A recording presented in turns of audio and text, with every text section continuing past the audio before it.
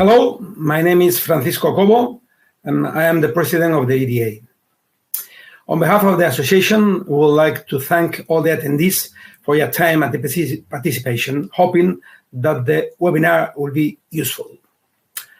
I would also like to thank the speakers for their time and dedication. Please know that during the session, only the speakers will be able to activate their camera and microphone. As attendees, you can participate and ask your question via chat.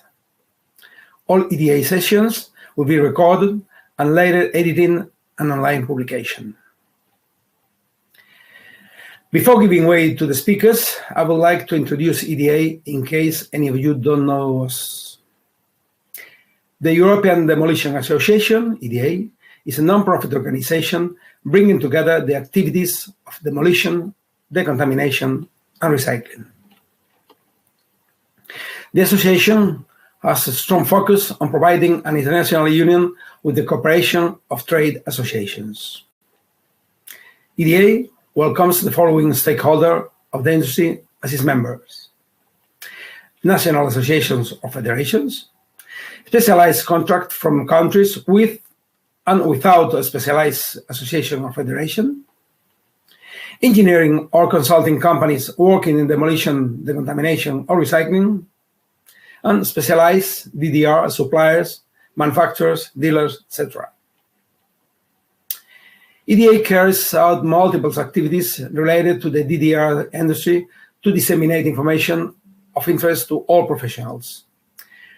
For this purpose, the association prepares many initiatives to share industry knowledge with stakeholders and other entities linked to this industry. This is the case of publications that promote the DDR industry, such as the EDA Yearbook, the EDA Industry Report, the Guides on Attachments, Carrier, End-of-Life for Industrial Facilities.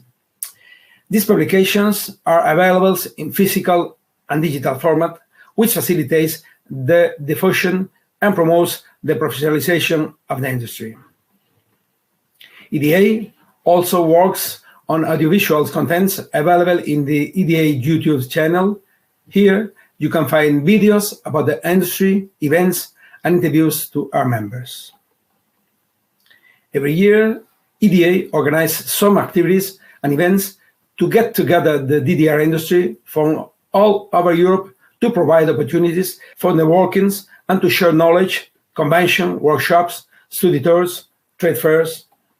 EDA gives importance to the dissemination of the activities and services developed by EDA members by implementing a series of educational initiatives. For instance, webinars are short and educational sessions hosted online and broadcast live. The webinars will be given in English.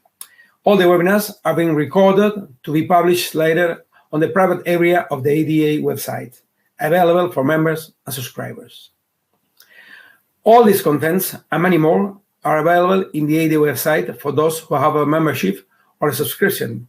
You can check out the subscription model in www.europeandemolition.org/private. If your activity is related to DDR and you are interested in learning more about this industry, growing your business, and sharing experience with the most relevant companies and associations worldwide, you can contact us and we'll be happy to help you.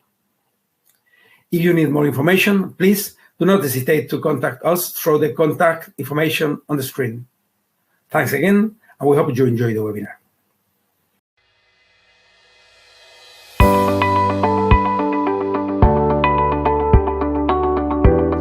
Okay, hello everybody, and welcome to a new EDA webinar. Today, as you may know, we're going to talk about the infinite life of metals in construction. My name is Anita. I'm part of the EDA Secretariat, and I'm going to be the moderator of the session. I want to invite Christian Leroy. Christian, I don't know if you can hear me, but if you can, turn on the camera and microphone.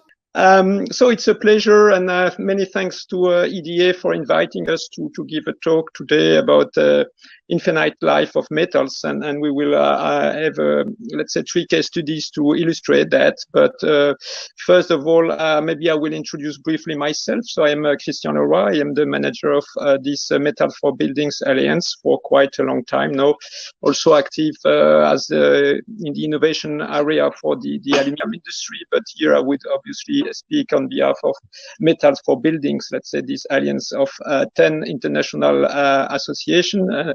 So you can see here the logos of these various associations. So we cover all metals, let's say, which are active in the building sector, the most significant ones. So we have Eurofer as member, European Aluminium, European Copper Institute, so the International Zinc Association and the Nickel Institute, as well the Eurometo, which is the umbrella association for the non-ferrous metal industry. So you can see that we cover all these big metals. And then when we look at products, we have the galvanizers with us, because obviously galvanized steel is an important, let's say, product used intensively in the construction sector. And then we have also 3 associations more involved in the intermediate products, which are the European Association for Panels and Profiles. We have also federations of window and curtain walling manufacturers in Europe. And then ECCA, which deals with coal-coated steel and aluminium, let's say, coal-coated sheet. Okay, so maybe yeah, and we represent, in fact, the interest of the those metal industry towards the European institutions, but towards all types of stakeholders, focusing quite mostly on sustainability and circularity aspects. So we are not so much involved in technical dimension, but much more on the sustainability dimensions. And the end of life stage is obviously one of the key stage for us, where, let's say, recycling and reuse is very important. Yeah, maybe the next slide. Then there are a few slides to highlight, let's say, the importance of metals. So it's clear that metals are used in different markets, but construction is a very big one, very important one, with a big turnover. So we estimate more than 100 billion. Annual turnover, we estimate that we have more than 0.5 million of direct jobs, but then there is maybe much more indirect jobs involved with many companies dealing with different types of products, not always only metals, but there are many erecting companies obviously also involved, and many distributors, equipment manufacturers. So this means that this is quite a, let's say, significant contributor to the building sector. So maybe the next slide. So maybe I need, maybe I can, yeah, maybe I could try to move myself because I have access as well. Yeah, it's clear that metals are used intensively because they are, let's say, key enablers in thanks to their high mechanical properties compared to the weight, and then they allow to develop quite advanced design in modern architectures, and it is highly used in combination with other materials like glass, for example, to bring quite a lot of natural lights in buildings, which is obviously important for the comfort of the users. Okay, it seems I can even manage myself. I have both connection through the phone and through the computer. And in terms of life cycle, obviously, we look a lot about this life cycle and highlighting the benefits of using metals. So we have some aspects in the production phase where prefabrication could be an advantage, also in terms of quality of the products, the components, the kits. We have high durability, high strength compared to competitive solutions. So we use normally less material for the same function. And high adaptability and dismantleability are also elements we put forward towards, let's say, stakeholders and the policymakers. But let's say, and it's why, let's say, metals can be found in many buildings, could be historic buildings, but also modern new buildings.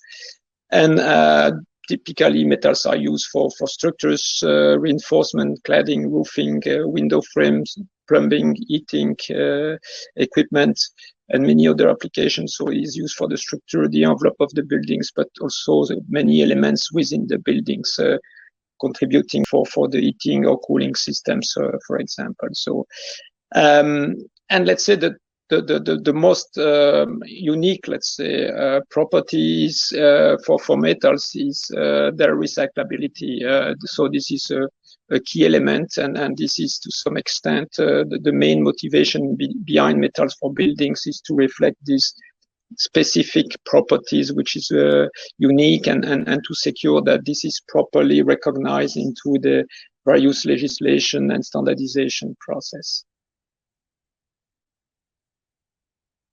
Okay, so it's not surprising then metals are highly recycled at end of life. So we estimate that, and I guess as member of EDA, you are well aware of that, but the policymakers are not always aware of that, and we have collection rates up to 95%, and due to the high economic value. And it's because scrap are not only saving raw materials, but they are also saving big quantity of energy, typically between 60 and 95%. So this is why you have a high value, because, okay, you save raw materials, but you save energy by recycling and remelting scrap. So this is clear that then scrap, metal scrap and metal products are, let's say, clear contributors to this circularity, and naturally, let's say, this cycle is in place without any subsidy, let's say, from the authorities. And yeah, in terms of why it's the case, it's clear that when you look at, let's say, the structure of metals, you can fully restore these properties through recycling, remelting, and even purifies and remove some elements. So you can really even upcycle these metals, while others, like the fibrous materials or non-remeltable materials, it's more a downcycling that you can have, but not as such a recycling, because you lose some properties and you are not fully restoring these properties through recycling or let's say at end of life. Yeah, so and okay, one aspect is important to recognize that, as I mentioned, so recently we produced a video on highlighting the contribution of reusability and recyclability to reduce wool life carbon. So maybe Anita, if you manage, yes. So here you have the video that is accessible from our website if you want, and okay, we highlight the various stages, which is the production stage, including raw material. Then you have obviously transport. Then you move to the construction level, and all these stages are reflected in the standards. And then what is important for us and for you after the use phase, where you have to see some carbon emissions as well, is to have the right and the proper practices to secure that metals are well recovered, and compared to others where it's much more linear economy, where you have backfilling or energy recovery, or maybe a downgrading of the downcycling of this at end of life. We really highlight that this circular economy is supported by the recyclability of metals, so that we can, and we collect this either for reuse or for recycling. So this means that it should be properly recognized that at end of life you have additional benefits that needs to be integrated and recognized, so to really support this circular economy. So these are our main messages towards the various policymakers. And in terms of how these metals can contribute to this circular economy, I think we will have three nice cases here from three metals, so it will illustrate this. And the first one will be a case from the copper cladding. And I think it will be presented by Robert Pinter. I guess, Robert, you are prepared and you are in better condition than I hope so. And so the floor is used to show this case study from the copper side, let's say. Okay, so good afternoon. My name is Robert Pinter, representing the European Copper Institute, where I am manager of the Green and Healthy Buildings program. And thank you for EDA for this organizing today's webinar. And I was very happy, and I'm very happy that these technical problems were solved and Christian could appear here for this nice introduction. So our institute, the European Copper Institute, is the leading advocate for the copper industry in Europe and the European arm of the International Copper Association. Our members mine, smelt, refine and recycle copper for use across the economy and electricity system, building, transport and industry. Copper is a key metal in zero-emission buildings due to its inherent properties, particularly its excellent electrical and thermal conductivity, making it a material of choice for zero-emission, efficient and smart building technologies. Contributing to sustainability, circularity and resource efficiency objectives of the building sector, copper products are durable, reliable, upgradable, and repairable. Copper products are already highly recycled. About 50% of copper used in Europe comes from recycling, and a scrap value chain is well established. As primary material is still and will be needed to sustainable cover increasing demand, copper industry has established responsible production program called the Copper Mark. Despite an ever-increasing demand for copper, there is more of the metal available today than at any other time in history. This, together with the ability to infinitely recycle copper, means that we are extremely unlikely to deplete our copper supply. Coming closer or even closer to buildings, we can say that copper and its alloys are widely used in buildings. And on my slide, I differentiated two kinds of uses in where the material is embedded in building structure, where the most important uses are cables and wires. That means electrical installation, control and different kind of sensor wires. The second group is piping, namely for drinking and domestic hot water, heating, cooling, air conditioning, gas and solar thermal, where copper pipes play important role. The next group are rolled materials, sheets used in architecture for roofing applications, facade cladding, guttering system, and also for interior design. Other uses in buildings include taps and door handles, among others. The second big group is equipment or appliances not embedded in building structure, but requiring special attention during demolition process. And these equipment also contain this metal. As a first example are heat pumps, where heat exchanger and connecting pipes are made of copper. Solar thermal connectors, where in the connector itself, absorber tubes and sheet are made of this metal, and also connecting pipe between collectors and the water tank. PV panels. Here panels, and more importantly maybe interconnecting cables, are a valuable source for recycling of this high value metal. Copper is used by humans for about 10,000 years. One of its first known use in buildings as a plumbing tube conveying water date back as far as 2750 BC in a temple at Abu Sir in Egypt. One of its most ancient known application in architecture dates back to the 2nd century, where in the Roman Empire the Pantheon was covered by bronze sheets, and after 1,500 years of lifetime, they were removed and reused by Bernini to build canopy columns in St. Peter baldachins. So this is maybe the first known closed-loop recycling of copper.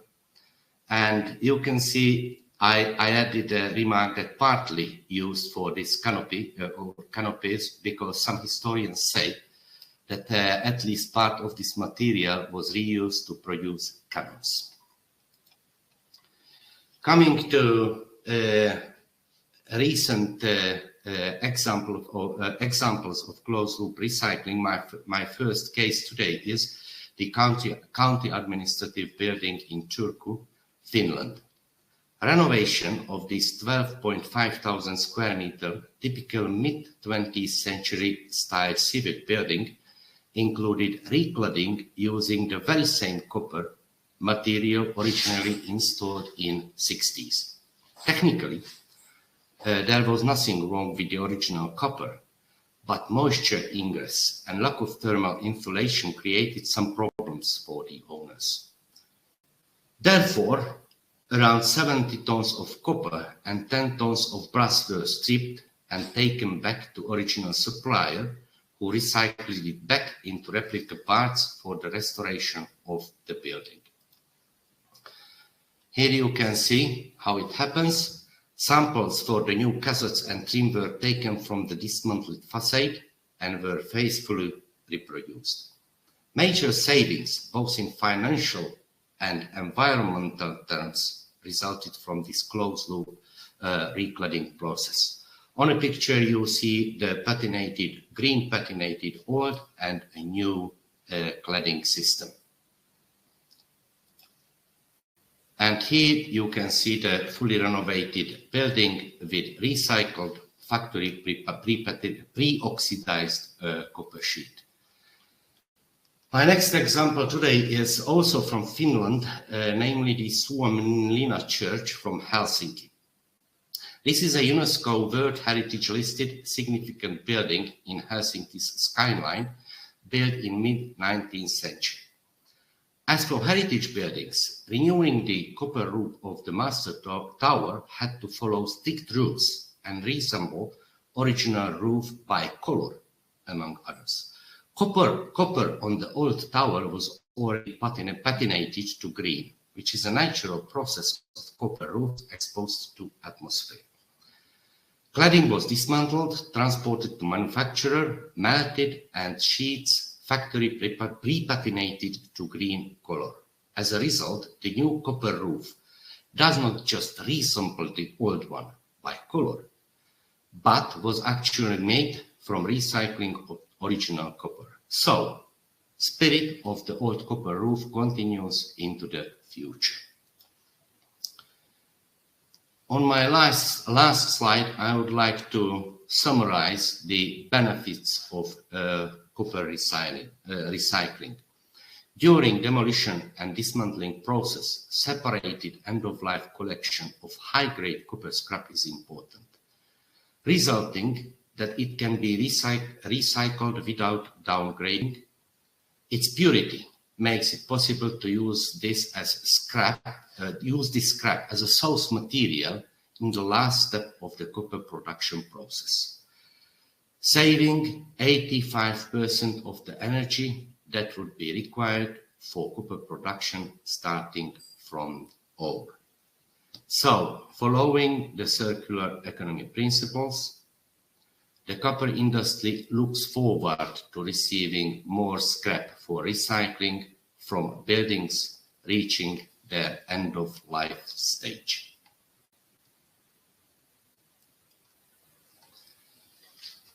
That was my presentation. Thank you very much for your attention. If you have any questions, I think there will be an opportunity at the end of the session. And now I would like to give the floor to the next speaker.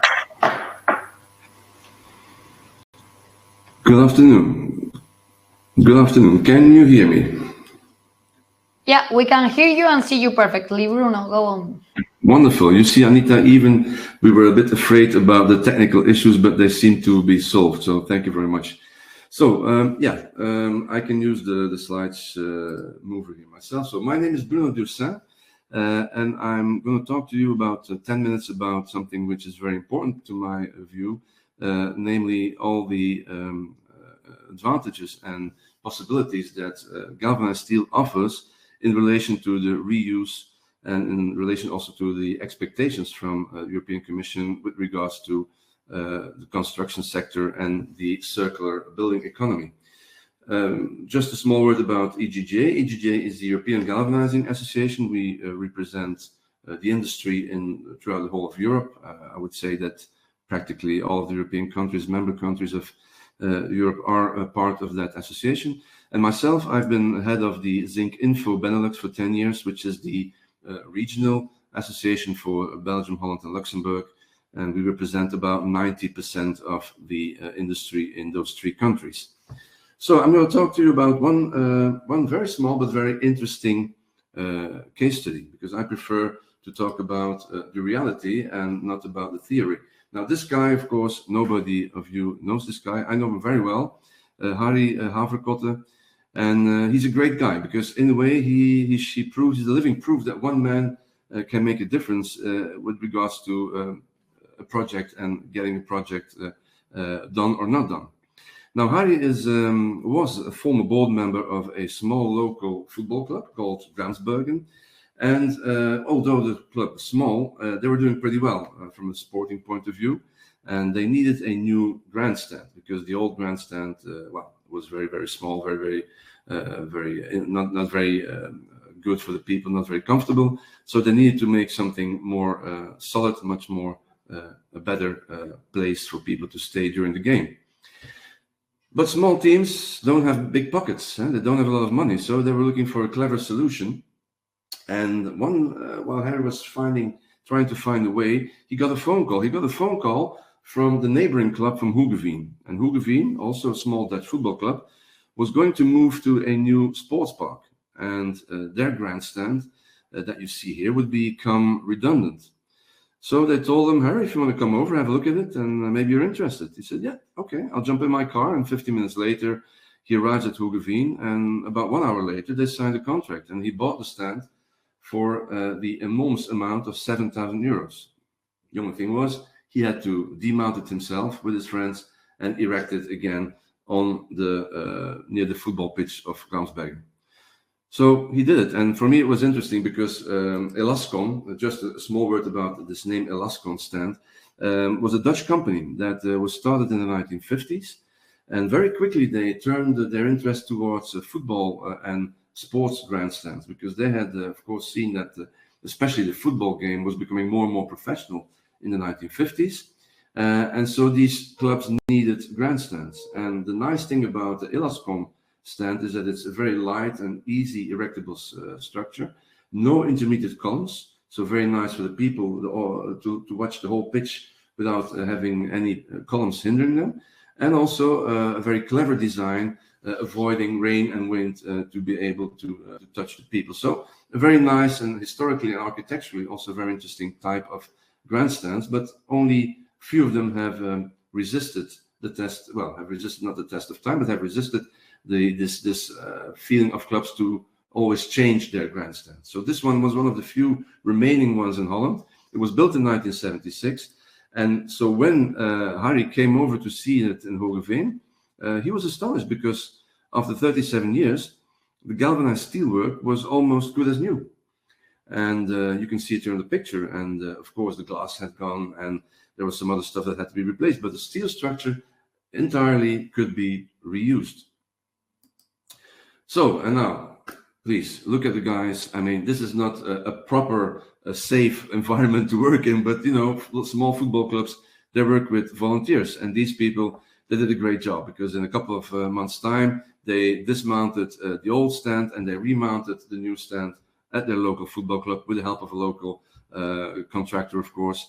And finally, this whole rebuilding and deconstructing costed them about 35,000 euros, which is a very small amount, because bear in mind, if they had to build their own new grandstand from scratch, they made, of course, also an assumption that would have costed them 200,000 euros. Now, I know Dutch people. They think a lot about being careful about their money, so they had a very good, they made the right decision. Here you have some more pictures of the re-erecting of the structure. And as I said, 1976, almost 40 years old, everything about the steel was reusable except for the bolts and screws. All the rest, even the brackets and the connections, were in a good state that they could be reused. The only things that had to be replaced really were the wooden supports for the seatings, some roof panels, and of course the glass had to be replaced. But the whole steel structure, as you can see, had a second life in Gramsbergen. This is a look at it when it was finished, and you can see also the concept of the Elascom grandstands with these outer rings of steel on which the whole structure is attached, and this makes it also very interesting and easy to make a column-free structure. And the people from Gramsbergen, Mr. Harry Havergut himself, he gave me a phone and asked me, Bruno, can you come over to a technical guy? Because we would like to check the thickness of the steel, of the galvanized coating. How long will it still resist? Is it still okay? So we did some measurements, and I have to say, to our astonishment, the average thickness of the galvanized coating was around about 100 micron. Now, when you know that in a C3 environment, only 2 micron of galvanized steel will be lost per year, it means it can still stand easily another 40 years. And that's great news, both for Gramsbergen and both for galvanized steel, of course. Ensuring many decades of protection. And when you look at this grandstand and when you come into that football pitch and you enter that park, sports park, well, I fell in love immediately with the result. It's a beautiful grandstand, no obstructing columns, an elegant shape, and of course a low height that fits perfectly in terms of proportions with the park. So a very happy football club and a very happy manager of Zinc Info, because for me it was long before we were talking about a circular economy. This is 2013. We already had a living proof that it was possible to give a second life to a building. If we make a conclusion, we can say that there was no new steel being used. No new corrosion protection was needed because it was only galvanized. There was no painting on it. And as we all know, once it's painted, it becomes more problematic because then you have to repaint every 5 or 10 years. This is not the case. And mostly, my Dutch friends, 155,000 euros saved. So that was my case study. Just as a last word, I would like to tell you that the EGGA has produced a very interesting book called Galvanized Steel and Sustainable Construction, Solutions for a Circular Economy. The Gramsbergen case study is in that book, but there are many others. So if you are interested, please send me an email, and I'll make sure you get your copy, your free copy of that book.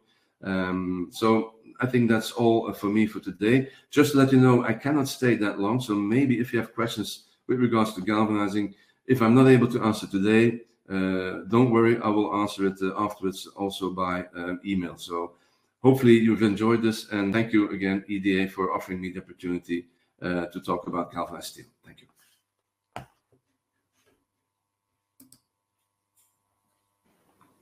Dries, please. Okay. Yeah.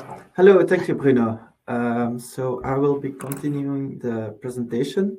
I'm Dries Van Hout, Environmental Manager at European Aluminium. European Aluminium is the sector association for the aluminium sector in Europe. We not only represent aluminium primary producer, recyclers of treatment of aluminium, but also producers of aluminium building products.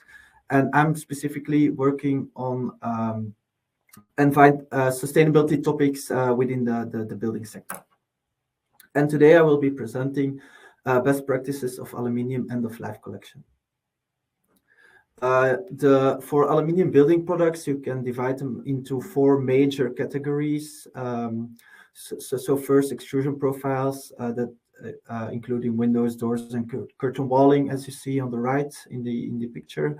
Flat rolled products such as cladding, roofing, and so forth. Structural applications, here you can imagine industrial halls, in engineering works, roofs, big structures for sports arenas. And then there's also smaller objects used in the building sector, such as door handles, small signs, all small aluminium objects. If you look at the left of the slide, you see a long list of properties. And because of those properties, aluminium is a preferred material to be for a lot of applications in the building sector.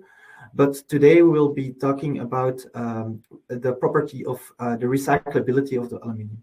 So aluminium has a very good recyclability and can be recycled over and over and over again without losing its properties. The energy demand for recycling is about 5% of the energy demand of primary production. So as a result, the recycling of aluminium is quite beneficial from an environmental perspective, but also from an economical perspective. And this results in a high end-of-life value of aluminium and also a very high collection rate. Those collection rates were studied in the past in a case study by TU Delft, where they investigated the collection rate of aluminium within 9 buildings in Europe. And the overall result, as you can see in the bottom left, was 95.7% of the aluminium collected, so quite high. The aluminium share in the buildings is a little below 1% on average, let's say, but aluminium content is increasing. You see, there's one case study in Le Mans where there is only a collection rate of 31%, but the reason why is because there were only small objects applied in that building. So the small objects like door handles were not really separated from the rest, and the top in the mixed scrap that was sent out in a mixed container out of the construction, out of the demolition site. So that's why there was a lesser collection rate in Le Mans. This study was performed in 2004, and to confirm those high collection rates throughout Europe currently, we also developed some case studies ourselves. So what you see here on the right is the building where we performed a case study in 2019 with a full pre-demolition audit. And from the demolition of the building, there was about 28 tons of both extrusion products and rolled products that were collected from the building, and then eventually with checking at the end at the recycling process, 98.3% of the materials were collected.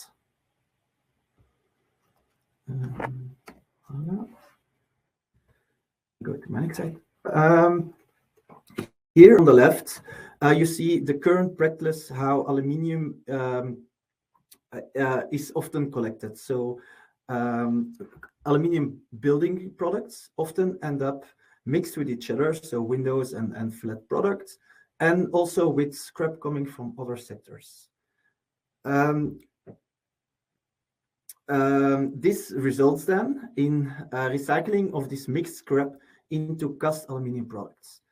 Cast aluminium products can not be recycled again into building products such as windows and flat products, because cast aluminium products contain more alloying elements, and reducing the alloying elements to get to a more pure aluminium is quite difficult. So that's why they stay in the cast aluminium products. A better practice is separate collection to really close the loop and to keep the same value of the materials. So by each product type, for example, so each product type is extrusion products, rolled products, cast products, to close the loop and to recycle within the system. So by separate collection of windows and flat products, we can keep this value, and this will result in environmental benefits, but also financial benefits, because you could receive a higher scrap value if you separate these scraps at the end of life. For the cast aluminum products, as you can see, it's an engine block. It is also expected that the demand for these application will decrease in the future with the electrification of the vehicle, of the car industry. And therefore, this could also result in a lower price of those mixed scrap fraction. What could be done to aid the separate collection is, before you start the construction process, performing a pre-demolition audit. For you demolitioners, this comes, of course, with the downside of, more administrative work, but there's a lot of advantages, such as better inventory of the metals. You can do a cost-benefit analysis to see if a separate metal collection is worth it. For example, in the building in Le Mans, with only a small fraction of the aluminium, it was assessed that it was not worth it, so it was also not separately collected. And then you will end up with a higher value for your separated fractions of end-of-life aluminium. When you do a pre-demolition audit, it's always best to check for product-specific information to learn the content and the specific weights of your building products, and therefore you can search for specific information such as environmental product declarations or technical data sheets. Here is a simplified calculation of if you don't have specific data, which is often the case because the building products were put in the building 30 years ago, and the specific data is only published in recent years. So this is a very simple, let's say, calculation method for windows and sliding systems or for cladding, to give you a first estimate of what amount of aluminium will be in the building, to make a cost-benefit analysis for the separate collection of the aluminium fractions. Then, lastly, I would like to conclude that you keep this in mind from my whole presentation, that aluminium already has a high end-of-life value, good recyclability, and a high collection rate. So it's already a quite good performing material, but we could improve this and by separate collection of the different product types, we could achieve even better recycling and also an even higher end-of-life value, and closing the loop for circularity. Thank you very much for your attention, and if you have any questions, you can ask them at the end of the presentation, or you can always send me an email. And then I will give back the word to Christian. So thank you very much to Robert, Dries, and Bruno for the 3 case studies. I will end up with some key messages, let's say, before we open for the questions. I think we have seen that from these 3 case studies that metals have a big advantage, especially in terms of high collection and recycling rates at end of life, which is a major benefit. And it's important that this is properly addressed into this, let's say, EPDs and LCA life cycle assessments of metal building products. So, and in parallel, I think why we have this exchange with EDA and EDA members is clear that the practices at end of life, we have seen that it's important to foster this possibility to recycle metal and to let's say promote circular economy. So it's important to have the proper, let's say, segregation and separations at end of life. And especially if we want to go for higher quality recycling, could be in a reuse in closed loop or recycled in a closed loop product to product. So I think then it's clear that the deconstruction practice is important to proper segregate and separate the flows, and obviously for that you need to have the proper economic incentives, so to create a market pool to have this higher value of sorted scrap and at end of life. And then for those for promoting those conditions, it's clear that we need a stronger cooperation between the players in this recycling value chain. So from the deconstructors, the demolishers, those renovating buildings, but also those collecting and sorting scrap, and finally the metal industry, which produce the new ingot and the new product. So I think one of the objective of this webinar is to initiate and to let's say have this cooperation that takes place. So this was my final words. Thank you for let's say for your contribution, and for your let's say all the three speakers and Anita. So I guess now it's time for question and answers. So Anita, I give you back the floor so that you can maybe raise some questions to us. So thank you. Hello, Christian, and thank you so much. The webinar finally works, so thank you so much. I'm sorry the attendees because we have some technical problems, but I think everything goes well. And please, Dries and Robert, if you can connect. So I want to tell you that Bruno have to leave the room, like he said before, because he has another meeting, and he asked for apologies for that. And thank you so much, every of you, for this interesting presentation. Now we are beginning the question time. We have like around a minute, so we will try to answer all the possible questions. And the first one was at the beginning of the webinar, and some of the attendees asked us about how have the economics of metal recycling changed over the past years. For example, the prices for waste metal. It's an open question, so I don't know. Yeah. Maybe I can just start if you can hear me. Okay, it's always quite tricky from an associations to address the price aspects, because obviously we are not really allowed to address that. But yeah, but it's clear that if we let's say look at, I know a little bit more aluminium case, but to some extent the price is linked to the LME, and depending on the quality, obviously you have different proportion of the LME price for that. But it's clear that this is not something we discuss directly with our members, but usually, yeah, the more you have segregated flows, the better price you get for the flows. But maybe participants could comment on that if they have more information to share with the audience. Okay, thank you so much, Christian. Robert, Dries, you want to add something, or we continue to the next questions?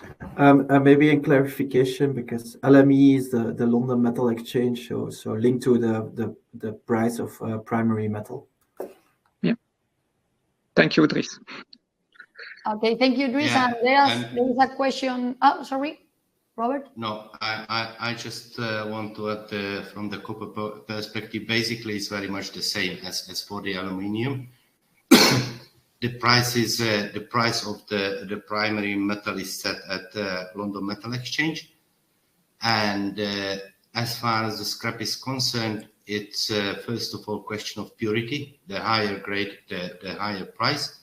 And of course, somehow in longer term or mid term, the price of scrap somehow follows the value of the raw material. I mean, okay. the primary metal. Okay, thank you so much. There are another question that I will direct to the three of you. Are there material cycle balances for the metals, copper, steel, and aluminium for which it could be possible to read which end-of-life quantities are available in the European Union each year? For example, the attendees say there is currently at least one global scenario for the material zinc. Yeah. Okay, maybe I can start to answer. Again, I think for the aluminium metal, there are some mass flow analysis existing, so that they model the quantities that are available for different markets at end of life. But obviously, these are models, and okay, they have some limitation assumptions. But yeah, we have estimate about that. I don't know for the other metals, and maybe Dries can further comment on this aspect, but it's quite challenging to know indeed the quantity of metal which are available at end of life from the building stock, let's say. This is quite challenging, let's say. Yeah. Okay, thank you, Christian. Dries, do you want to add something? Yes, so what about selectively deconstructing handles from aluminium window frames? Then I assume that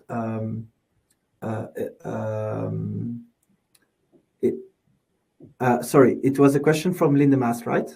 No. I asked you want to add something to the question to Christian.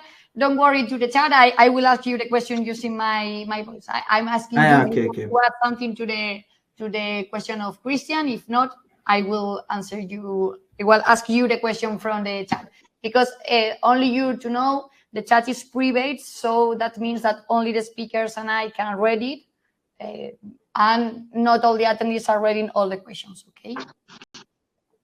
So I go to the next question, and one of the attendees is asking to you specifically, Dries, how come aluminium is hard to sort up after it has been collected in a mixed metal container?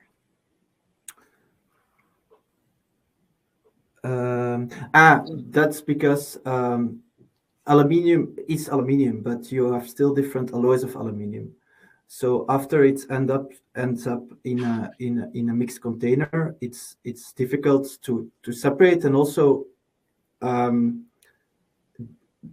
they usually get mixed and then they get sent like this to the recycler. But it's costly to really analyze what you have from alloys. So if it's not, you have to really distinguish which types, because cast alloys or wrought alloys are quite different in composition. So that's why I would say it's hard to sort afterwards. Okay, thank you so much. Christian, do you want to add something? Because I see that you are like... Yeah, I think the better you can segregate from the early stage and separate flat products from profiles, for example, the better, because then you don't mix so much alloys, and then you can more easily put in place a product to product, so profile to profile or sheet to sheet closed loop recycling, which is beneficial for circularity, obviously. Yeah. Okay, thank you so much. I will ask you the last questions because we have like 3 minutes and we are very, very strict with the time of the... Do you want to say something, Christian? Because when I see your face, like you're going to... No, it's fine. Thank you. Okay, and the last question is for the three of you. It's like an opinion. What do you think? What are the barriers to increase the reuse of steel, of copper, or aluminium for demolitions contractors? What do you think the principal barriers or limitations? Okay, maybe I can start. I think first of all is the technical performance of the various products, because if you, for example, you are part of the building envelope and you are there to contribute to the let's say the energy performance of the building, it's clear that you have so much progress on years that you cannot really reuse as such the product. When you have structural parts, obviously the safety aspects or to guarantee the mechanical properties and so on could be challenging. But I guess there should be some let's say new process and in place so that you can overcome these obstacles. But okay, these are just generic comments from my side. But I guess moving to this reuse logic, I guess there is still a lot to do. And there's probably several initiatives, but yeah, it's still a lot to do, and to change the mind of all system is quite important, but it's a must to be done in the coming years, let's say. But I'll let the floor to the others to comment. Yeah, I think for the future, a kind of design for recycling in case of buildings is very important. Yeah. Because if copper pipe is casted in concrete, for example, as underfloor heating, it's really difficult to take out in the demolition process. But if we place those pipes or electrical wiring, for example, in a special covering, which is easy to remove and take out the metal, this may help a lot. For this specialized, design process. And also our experience is that in case of underground cables, for example, this is quite rare, that during the demolition process, those cables are taken from underground and sent back to recycling. And this has also must change in the future. So design for recycling, a kind of logbook for buildings where we exactly know how much of different materials is in building. This also may help, and separated collection of those metals at the end of life. Thank you, Robert. And Dries, I don't know, you want to add something? No, but I would maybe like to address one of the questions from Linda Maas about the differential value between the window frame and the door handles, for example, if that's okay. Okay, okay. And the recycling of the Linda Maas asked the question about the cost-benefit analysis of selective demolition of aluminium. So what about the cost of selectively deconstructing handles from aluminium window frames? In the recycling process of the aluminium window frames, there's a shredding process. So some of the impurities because the handles are sometimes not made out of aluminium or the building hardware, let's say. But they will get sorted out after the shredding and the sorting process. But we still have a lot of the same fractions of aluminium that gets recycled. So it's no problem that there will be some impurities, and I would say it's not worth the cost to take off the separate building hardware, because that's already done within the recycling process. Okay, thank you so much, Dries. And I think it's a very interesting Q&A session, but we have to end the webinar because we run out of time. But before ending the webinar, I want to thank you, Metals for Buildings, and Christian, Robert, Dries, and Bruno, that is not here right now, because I think it's an excellent presentation. And thank you for all EDA members to make this webinar possible. I hope that you felt comfortable with this experience too. I don't know if you want to say something to close the webinar, and then we will launch a video and invite everybody to go to EDA annual convention that will be held the first week of June. But before of that, I don't know if you want to say something to say goodbye.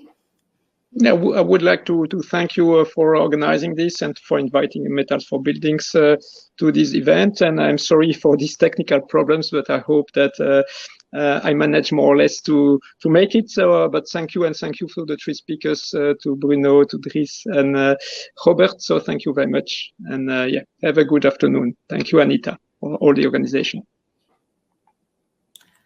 Thank you, and thank you all the attendees this afternoon. Robert, sorry for interrupting you. No, just thank you very much. See you in the next webinars or in Paris in June.